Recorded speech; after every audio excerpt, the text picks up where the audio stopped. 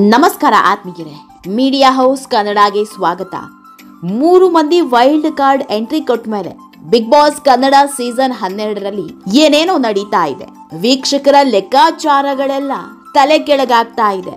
ಒಟ್ಟಿಗೆ ಇದ್ದವರು ಬೇರೆಯಾಗ್ತಾ ಇದ್ದಾರೆ, ಸೈಲೆಂಟ್ ಆಗಿದ್ದವರು ವೈಲೆಂಟ್ ಆಗ್ತಿದ್ದಾರೆ. ಬಿಗ್ ಬಾಸ್ ನಲ್ಲಿ ಹಿಂದೆಂದೂ ಇಲ್ಲದ ಸದ್ದು ಈಗ ಕಾಣಿಸ್ಕೊಳ್ಳೋದಕ್ಕೆ ಶುರುವಾಗಿದೆ. ಮನೆಯ ಸದಸ್ಯರು ಮೈಂಡ್ ಗೇಮ್ ಆಟ ಹೇಗಿರುತ್ತೆ ಅನ್ನೋದನ್ನ ಈಗ ತೋರಿಸ್ಕೊಡೋದಕ್ಕೆ ಶುರು ಮಾಡಿದ್ದಾರೆ. ವೈಲ್ಡ್ ಕಾರ್ಡ್ ಸ್ಪರ್ಧಿ ರಿಷಾ ಎಂಟ್ರಿ ಕೊಟ್ಟ ಮೇಲೆ ಗಿಲ್ಲಿ ನಟ ಮತ್ತು ಕಾವ್ಯ ಶೈವ ನಡುವಿನ ಅಂತರ ತುಂಬಾ ಜಾಸ್ತಿ ಆಗ್ತಾ ಇದೆ. ಇನ್ನೊಂದೆಡೆ ಮನೆಯೊಳಗೆ ಎಂಟ್ರಿ ಆಗಿರೋ ಮೈಸೂರಿನ ಹುಡುಗ ಸೂರಜ್ ಮೇಲೆ ಕಾವ್ಯಗೆ ಮನಸ್ಸಾದಂತೆ ಕಾಣ್ತಾ ಇದೆ. ಕಾವ್ಯ ನೋಡೋ ನೋಟದಲ್ಲೇ ಪ್ರೀತಿ ಎದ್ದು ಕಾಣ್ತಾ ಇದೆ. ಸೋಷಿಯಲ್ ಮೀಡಿಯಾದಲ್ಲಿ ಇದೇ ದೊಡ್ಡದಾಗಿ ಚರ್ಚೆಯಾಗ್ತಾ ಇದೆ. ಇದೆಲ್ಲದರ ಮಧ್ಯೆ ಇಷ್ಟು ದಿನ ಸೈಲೆಂಟ್ ಆಗಿದ್ದವರೆಲ್ಲ ಫುಲ್ ವೈಲೆಂಟ್ ಆಗಿದ್ದಾರೆ. ಇಲ್ಲಿ ಸುಮ್ಮನಿದ್ರೆ ನಮ್ಮ ಆಟ ನಡೆಯಲ್ಲ ಅನ್ನೋದು ಎಲ್ರಿಗೂ ಅರ್ಥ ಆಗಿದೆ. ಹೀಗಾಗಿಯೇ ರಗಡ್ ಆಟಕ್ಕೆ ಮೊರೆ ಹೋಗಿದ್ದಾರೆ. ಅದರಲ್ಲಿ ರಾಶಿಕಾ ಶೆಟ್ಟಿ ಕೂಡ ಒಬ್ರು. ಇಷ್ಟು ದಿನ ರಾಶಿಕಾ ಇದ್ದಿದ್ದೇ ಬೇರೆ, ಈಗ ರಾಶಿಕಾ ರಗಡ್ ಆಗಿರೋ ರೀತಿಯೇ ಬೇರೆ. ರಕ್ಷಿತಾ ಶೆಟ್ಟಿ ಬಿಗ್ ಬಾಸ್ ಮನೆಗೆ ಬಂದ ದಿನದಿಂದಲೂ ಅಶ್ವಿನಿ ಗೌಡ ಮತ್ತು ಜಾಹ್ನವಿ ರಕ್ಷಿತಾರನ್ನ ಟಾರ್ಗೆಟ್ ಮಾಡಿದ್ರು. ಆಡಬಾರದ ಭಾಷೆಯಲ್ಲೆಲ್ಲ ನಿಂದಿಸಿದ್ರು.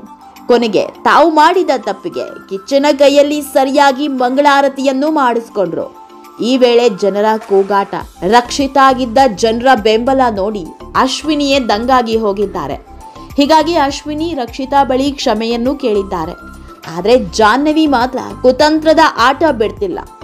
ಆತ್ಮೀಯರೇ, ಅಶ್ವಿನಿ ಮತ್ತು ರಕ್ಷಿತಾ ನಡುವಿನ ಶೀತಲ ಸಮರ ನಿಲ್ತು ಅನ್ನೋ ಹೊತ್ತಲ್ಲೇ ಮತ್ತೊಂದು ಸಮರ ಶುರುವಾಗಿದೆ. ಈ ಬಾರಿ ದೊಡ್ಡ ಗಲಾಟೆ ಆಗಿರೋದು ಅಶ್ವಿನಿ ಮತ್ತು ರಕ್ಷಿತಾ ಮಧ್ಯೆ ಅಲ್ಲ, ರಾಶಿಕಾ ಮತ್ತು ರಕ್ಷಿತಾ ಮಧ್ಯೆ. ರಕ್ಷಿತಾ ಬಗ್ಗೆ ಆಡಬಾರದ ಮಾತಾಡಿದ್ದ ಅಶ್ವಿನಿ ನೆಟ್ಟಿಗರ ಕೆಂಗಣ್ಣಿಗೆ ಗುರಿಯಾಗಿದ್ರು. ಈಗ ರಾಶಿಕಾ ಕೂಡ ಇದೇ ಹಾದಿ ಹಿಡಿದಿದ್ದಾರೆ. ರಕ್ಷಿತಾ ಬಗ್ಗೆ ತುಚ್ಛವಾಗಿ ಮಾತನಾಡಿ ಎಲ್ಲರ ಕೆಂಗಣ್ಣಿಗೆ ಗುರಿಯಾಗಿದ್ದಾರೆ. ಇದೆಲ್ಲದ್ರ ಬಗ್ಗೆ ಇವತ್ತಿನ ವಿಡಿಯೋದಲ್ಲಿ ಹೇಳ್ತಾ ಹೋಗ್ತೀವಿ. ಅದಕ್ಕೂ ಮೊದಲು ನೀವಿನ್ನೂ ನಮ್ಮ ಚಾನೆಲ್ನ ಸಬ್ಸ್ಕ್ರೈಬ್ ಮಾಡಿಲ್ಲ ಅಂದರೆ ಮಿಸ್ ಮಾಡಬೇಡಿ, ಈಗಲೇ ಸಬ್ಸ್ಕ್ರೈಬ್ ಮಾಡಿ. ಈ ವಿಡಿಯೋವನ್ನು ಕೊನೆವರೆಗೂ ನೋಡಿ, ನಿಮ್ಮ ಅನಿಸಿಕೆಗಳನ್ನು ಕಮೆಂಟ್ ಮಾಡಿ. ಆತ್ಮೀಯರೇ, ಬಿಗ್ ಬಾಸ್ ಮನೆಯಲ್ಲಿ ಈ ವಾರದ ಎಲಿಮಿನೇಷನ್ ಆಟ ಶುರುವಾಗಿದೆ. ತಮಗಿಷ್ಟ ಇಲ್ಲದ ಸ್ಪರ್ಧಿಗಳನ್ನ ಪ್ರತಿಯೊಬ್ಬರು ನಾಮಿನೇಟ್ ಮಾಡ್ತಿದ್ದಾರೆ. ಇದೇ ರೀತಿ ರಕ್ಷಿತಾ ಕೂಡ ರಾಶಿಕಾರನ್ನ ನಾಮಿನೇಟ್ ಮಾಡಿದ್ರು.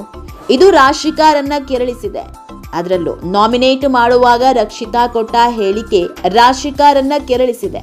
ರಾಶಿಕಾ ಸ್ಟ್ರಾಂಗ್ ಇಲ್ಲ, ಏಕಾಂಗಿಯಾಗಿ ಆಟ ಆಡೋದಿಕ್ಕೆ ಗೊತ್ತಿಲ್ಲ, ಅವರು ಅದು ಇದು ತೆಗೆದುಕೊಂಡು ಬಾ ಅಂತ ಆರ್ಡರ್ ಮಾಡ್ತಾರೆ ಅಂತ ದೂರಿದ್ರು.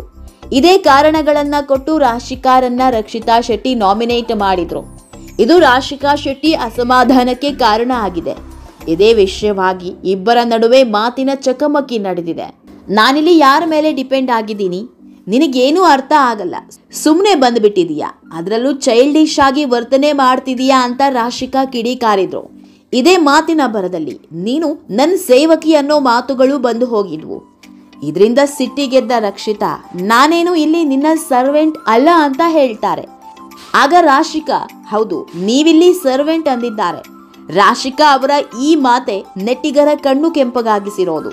ಕಳೆದ ವಾರ ರಕ್ಷಿತಾ ಶೆಟ್ಟಿಗೆ ಎಸ್ ಅನ್ನೋ ಪದವನ್ನ ಬಳಸಿದ್ದ ಅಶ್ವಿನಿ ಗೌಡ ವೀಕ್ಷಕರ ಕೆಂಗಣ್ಣಿಗೆ ಗುರಿಯಾಗಿದ್ರು. ಈಗ ಆ ದಾರಿಯಲ್ಲಿ ರಾಶಿಕಾ ಕೂಡ ಸೇರ್ಕೊಂಡಂತಿದೆ.